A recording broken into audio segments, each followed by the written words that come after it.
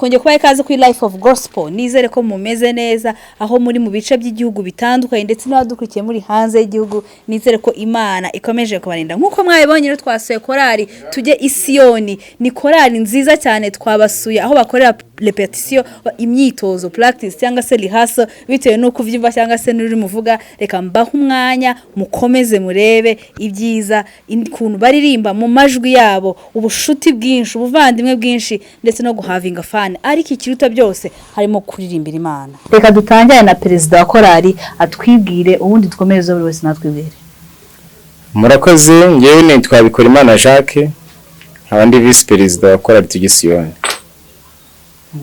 Perezida kamikoro undi uragivuga n'inshingano ufite muri korali. Murakoze, nitwa Umulisa Jane, nkaba nshinzwe icyiciro cya social muri korali Tugisiyoni.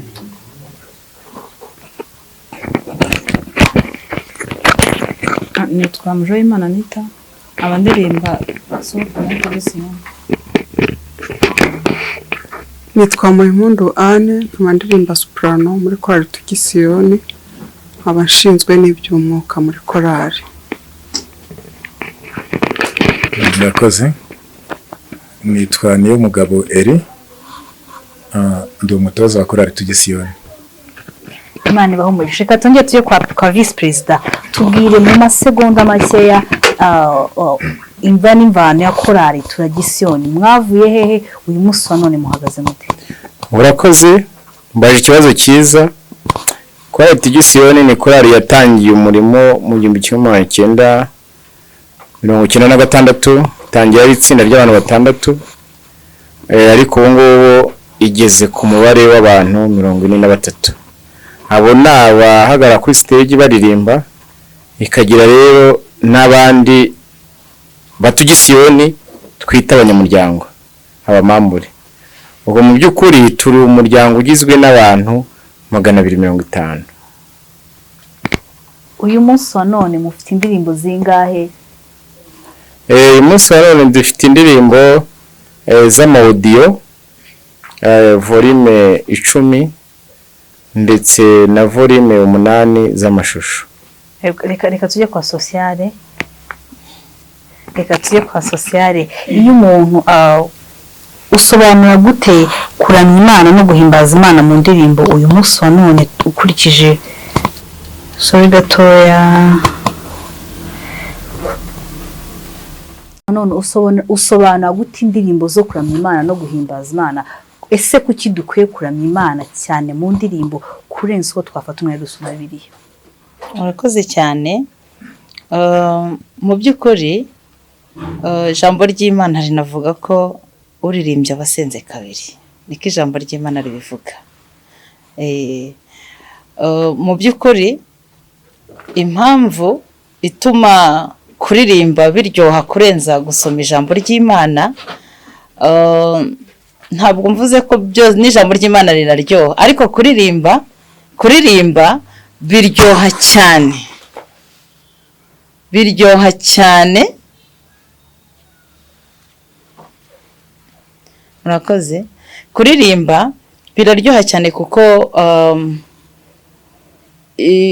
ijambo ry'Imana ririmo guca mu ndirimbo, ndetse kandi noneho hakaba harimo n'injyana y'umuziki, bigatuma ibasha kuzamura amarangamutima, kumva icyo ijambo ry'Imana rivuze cyane biciye mu ndirimbo. Ngewe ku rwanjye ruhande numva biryohera cyane, mbasha kumva Yesu cyane, mbasha kumva Imana cyane iyo ndimo kuririmba. Iyo umuntu ahanze indirimbo zo kuramya no guhimbaza Imana, abashaka kuzana ize mpinduka muri societe cyane cyane ya Gikristo.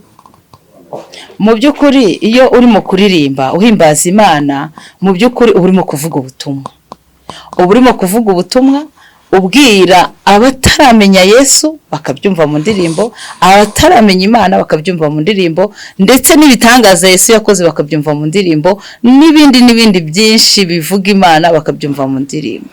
Reka dusubire inyuma ho gatoya tujye ku ndirimbo akana k'agakobwa.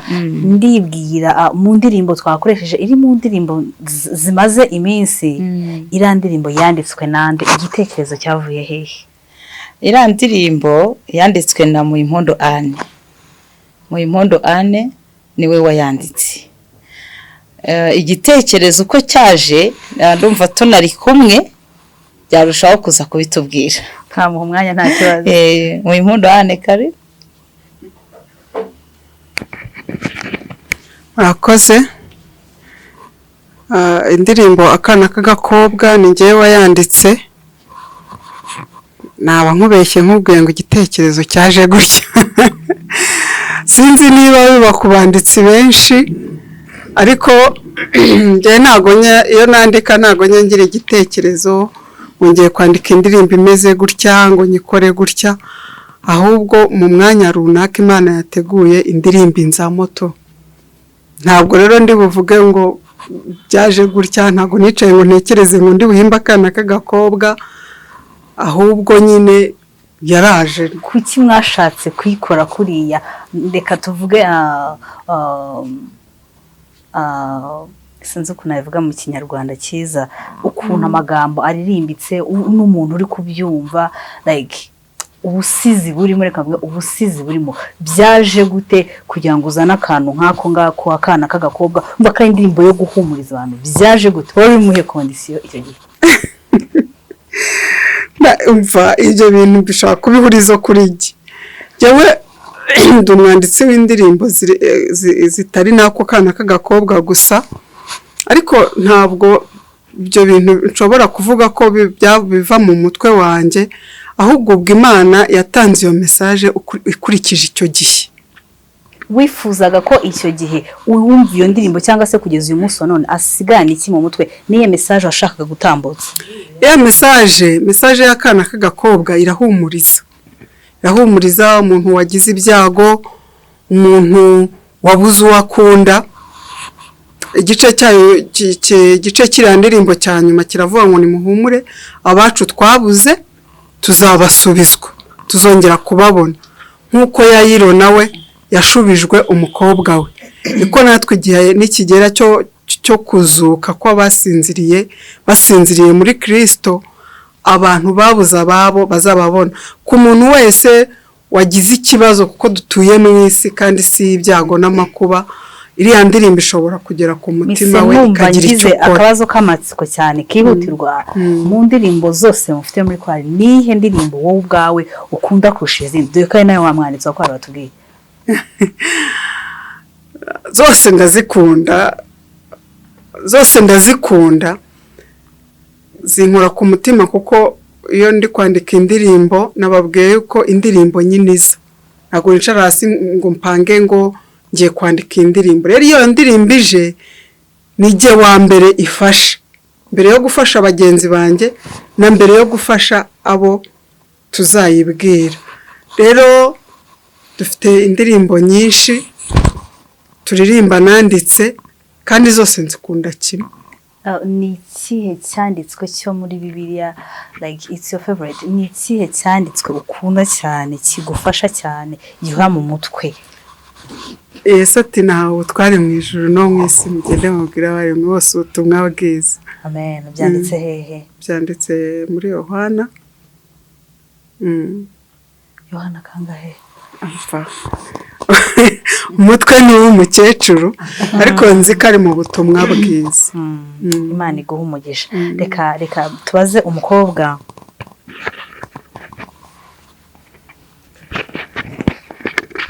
Hariya witwa Anita. Ni akahe kantu kalifani like utajya wibagirwa kaba karakubayeho muri uru rugendo rwa gikristo? Kantu kalifani utajya wibagirwa, waba uri mutoya waba uri mukuru, ni akahe kantu kalifani utajya wibagirwa? Ntabwo sinzi ukuntu ndi bugasobanure, gusa kuva kera turabana nyine urumva twavuga mu itorero, dukunda iby'Imana. Mba nibuka ibihe tugira ibintu byitwa ngo jiya. Hari ukuntu kera byabaga bishyushye, hari ukuntu wibuka ukuntu wabaga uri umwana ukajya wenda nk'ahantu twasengeraga hatari Kigali, mukagenda nka eglise nk'umunani cyangwa 7 zigateranira ahantu hamwe, uri akana gatoya ukagenda ukaririmba ugatera ikintu cyitwa chorus, hari igihe ubyibuka ukavuga ati biriya bihe koko nyine ukumva ni ibihe byiza ariko birasekeje ukibaza kuri ubu ngubu wenda nabikora cyangwa se abandi bantu babikora nyine bumva ari ibihe byari bishimishije. mpera mikoro nabaze natubwire ni akahe kantu kari fani mu myaka yawe aho ugeze utajya wibagirwa? njyewe ikintu ntajya nibagirwa ni igihe twagiye kuririmba hano i Muhanga. Mu gihe twari duhagaze hari ukuntu iyo mugiye mu ntara hari ukuntu muririmbira hanze ntimuririmbire mu rusengero, noneho uko twerekeje amaso imbere tubona inka iri kwica umuntu iri kumurya, ego imurya noneho bituma turi kuri stage abagabo baturimo barirukanka bajya gukiza uwo muntu bajya kumukiza. Noneho ariko muri uko kumukiza hari habaye n'ikindi kintu none nyine cyantangaje, ndavuga ngo kuzi ko burya baririmbye babuze umwuka w'Imana. Icyo gihe imvura yari yaturutse hakurya nk'uko twari bara ku gisozi, noneho imvura irakuba, noneho umugabo wari uturimo witwa Narisisi aravuga tumva Imana dukorera ntabwo rwose ibi yabyemera ko duhagarika igitaramo. Arahagarara atera isengesho, twese tuzamurira icyarimwe, imvura yahagarariye aho ngaho nyine. Ibyo bintu iyo mbitekereje ndavuga ngo tuzi ko burya abaririmbyi burya twuzura mwuka wera, ni ukuri. Kandi n'icyo gihe iyo nka nibwo yariye n'uwo muntu Satani yashaka kugira ngo mbese two gutaramira aho hantu. Inka itangira kwica umuntu ariko inamurya, abantu bakavuga ngo iriya nkiraryana, abantu barirukanka bajya kumukiza, ariko umuntu yaje no kuva mu bitaro kuko byari byabaye bibe. Ariko ibyo niyo mbitekereje mu by'ukuri numva biranezeza pe. Ntabwo twava aho hantu tudahaye umwanya na vice president natubwire yari ahari. Nakaye kantu nawe kari fani ariko karaza kuba gatandukanye na ka Jane utajya wibagirwa? Akari fani ntajya nibagirwa nakubutse na bagenzi banjye. Hari igihe twagiye kuririmbira i Musanze ku kirunga cya Muhabura. None icyo gihe turi kuririmba dukora igitaramo, abakirisitu baho bakajya baza bakadukoraho n'intoki kugira ngo bumve ko dufite umubiri nk'uwabo. Bivuze ngo bo bumvaga ko abaririmbyi bavuye i Kigali batugisiyoni ari abamarayika. Icyo gihe rero ntabwo igitaramo cyabaye, ahubwo byabaye ngombwa ko bamwe tureka kuririmba tugafata inkoni tugashyiraho umupaka batarengaho. Bumvaga ko dufite umubiri rwose, bumva ko turi mu ijuru tutari ku isi. Ako niko kabaye fani kuri njyewe nibuka. Reka duhe umwanya umutoza natubwire akantu kari fani kabaye utajya wibagirwa. Murakoze. Ndavuga icyo ntajya mwibagirwa mu rugendo rw'ivugabutumwa korari tugisiyoni dukora. Yego. Ikintu ntajya nibagirwa ni ikintu cyambabaje mu buzima kijyanye na korari tugisiyoni. Ntababajwe n'umuntu turirimbana, ntababajwe n'uwo twasanze, ahubwo mbabajwe n'ibyatubayeho. Twigeze kujya kuririmba ahantu Ibyumba aho bita Kagamba. Ndabyibuka icyo gihe nari umutekinisiye wa korari mu bijyanye n'ibyuma. Twacometse sentetizeri yanga kuvuga. Yanze kuvuga urumva niho twari duteze motivasiyo y'umuririmbyi, icyo nakwita motivasiyo umuziki. Yanga kuvuga, ndababara mu mutima, ntangira kwibaza ese turakora dute. Gusa iby'Imana burya bigenda ku murongo. Twaje kugira amahirwe dusanga abandi bantu twasanzeyo bagendanye indi sentetizeri, kandi bo bwari mu buryo bafite ubundi bakoresha batayikoresha. Bivuze ngo ni Imana yari yateguye icyo turi bukoresha uwo munsi nyuma y'uko icyacu cyanze gukora. Icyo kintu cyarambabaje. Niko navuga ko umwihariko nibuka muri korari tugisiyoni cyane kuruta ibindi, kuko ubu ntabwo dushobora guhaguruka ntazi neza ngo igikoresho cyose tujyanye nk'umutekinisiye dufite turibukirana nkamubwira ngo byose birakora, iryo jambo nkanda kurikoresha. Murakoze. Nk'umutoza iyo ugiye gukora playlist nk'ubu nk'ejo muzasohoka, iyo ugiye guhitamo ukavuga uti izi nizo ndirimbo tuzifashisha mu gitaramo aho tuzajya, ugendera kuki? Murakoze. Ubundi habaho tere turi bukorereho. Ntekereza ko ku kibazo mbajije, iyo mpanga indirimbo nkurikije buriya habanza kubaho publicité y'igitaramo kizabaho cyangwa se tuzajyamo, mbanza kumenya ngo amakorari tuzahurira mu icyo gitaramo ni ayahe. Iyo maze kumenya amakorari tuzahuriramo, mbasha kumenya ngo public hanze iyi korari kunzwe gutya kandi kunzwe ku ndirimbo iyi ngiyi. Narangiza nkibaza ngo ese ba bantu bakunzwe kuri ya ndirimbo ni iyihe ndirimbo nanjye nshobora gupanga ishobora gukompeta na za ndirimbo, atari ukuvuga ngo ni amarushanwa, ahubwo kugira ngo message ibashe kumvikana uko umuntu yayiteguye. Kubera iki indirimbo zanyu nyinshi zikunda kuba ari indirimbo zihumuriza? Mu by'ukuri wenda ntabwo abahanzi bandika turi kumwe, ariko ngiye nzumvisha kenshi niyo mpanga cyane. Abanyarwanda cyangwa se abantu muri rusange dukeneye guhumurizwa. Niba dukeneye guhumurizwa rero, birakwiye ko twumva nibiva mu kanwa k'abana b'Imana bavuga ijambo ry'Imana. Reka tunyarukire kubigishwa. Iyo ndirimbo ninde wayanditse? Indirimbo wanyu nawe? Oya, iyi ndirimbo ituruka hanze ya korari. Hari igihe twambuka n'imipaka tukajya hanze ya korari, tukajya gushaka izindi ndirimbo. Special things. Iyi ndirimbo ikaba yanditswe n'umuhanzi Sozi Joram. Sozi. Oh, muri Ambassadors. Oh.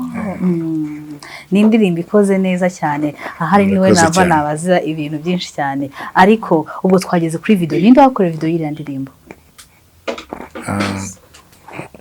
Yakozwe n'uwitwa Bosco. Ariko cyari igitekerezo cyanyu kayikora uko ikoze? Yego. Mwagendeye kuki muhitamo ko ukurebye video y'iriya ndirimbo itandukanye na video y'izindi ndirimbo zindi mufite? Mwagendeye kuki muhitamo ko bayikora kuri iyi? Ndabyibuka icyo gihe tujya gukora iriya album, twari dufite icyo nakwita nka equipe technique yiga kubigiye gukorwa. Tukicara tukavuga ngo ese ko abigishwa ku nyanja bari ku nyanja nyine, nawe urabyumva. Ukavuga ngo iyi ndirimbo turayikora, nitugera ku nyanja turabikora uko, nitugera ku bigishwa, abigishwa uko bitwara uko biri kose, iyo wigishwa utega amatwi. Ibyo nabyo byajemo, twahanye ibitekerezo gutyo, turakomeza turayubaka kugeza ubwo igeze ku musozo. Uyu munsi none nize mvune abahanzi abaririmbyi bo muri gospel bahura nazo ariko zitavugwa cyane, zidakunda kugaragara? Imvune zidakunda kugaragara ziri muri gospel, uretse ko nge ntabyita imvune, abantu bazi ngo dukora ibintu bitunguka bitabyara amafaranga, ariko twe nka korari ntabwo ariko tubibona, kuko twebwe umugambi wacu ni ivugabutumwa, kubwira abantu Yesu. Rero icyakwitwa imvune nge ntabwo nkibona nk'imvune, cyakabaye ari uko ukora utunguka, ariko twebwe mu gutegereza kwacu, dore ko n'izina ryacu, itorero ryacu ariko ari bwo busobanuro bwaryo, twitwa abategereje. Twe rero nta mvune tubona mu ivugabutumwa, kuko dutegereje kugaruka k'umwami wacu Yesu Kristo. Amen. Reka dusubire ku kantu gato gasa nka Kalifani. Mufite abantu bagiye bashakana muri korari? Yego. Wow. Nta kibazo, ariko muri aba ngaba nta barimo bashakanye, nta papa n'umumama barimo? Muri aba turi kumwe, mama yake hano arahari. ubwo muradufasha. Okay, kubera iki abantu baririmba muri korari imwe batajya gushakana?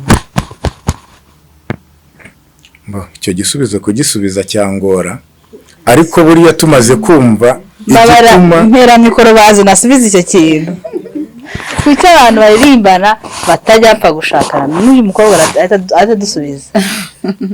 murakoze. Mu by'ukuri abaririmbyi baba bameze nk'abavandimwe, ku buryo umukobwa n'umuhungu bameze nk'ari musaza na mushiki. Mu by'ukuri kugira ngo bazajye no gushakana kenshi niba banashakanye biradutungura, kuko ntumenya ngo bakundanye ryari, ngo bimera gute, kuko n'ubundi ibintu byose dukora hano ubona umwe visi perezida ugasanga turi gutebya, turi kuganira, turi guterana amagambo, ariko ukibaza bigenda bite, ariko ubundi ubona ari musaza na mushiki, ubona niyo bibaye ubu biradutungura. Njyewe natekerezaga ko wenda ushobora gusanga reka tujye ku musore n'inkumi, cyaza nuko mbona benshi ari abantu bakuru, ntekereza wenda ushobora gusanga wenda nyuma ya repetition wenda Benita ashobora kuba akunda ibiraha, Jean Claude akaba akunda ikindi kintu runaka, wenda izo zikaba zaba wenda avuga ati hari ukuntu muzi, hari uko mbitekereza, akabaza hari izo mbogamizi zibaho. Arika Anita ariko ubu ko ari umukobwa. Nkuko mwabibonye rero twasuye kurari tujye i Siyoni, nizere ko mwanezerewe, nizere ko mwishimye, nizere ko mwishimye mu ndirimbo zabo zimwe mu zakunzwe, bitewe n'igihe ntago twabashe gukora igihe cy'indirimbo nyinshi, ariko babashe kuturirimbira indirimbo zabo zakunzwe cyane. Nizere ko izo ndirimbo nawe harimo iyo ukunda, utwandikiye muri comment tubwiye ngo nkunda iyi ngiyi kuruta iyi ngiyi, ndashaka iyi ngiyi, ubundi Yesu akomeze aduhana umugisha.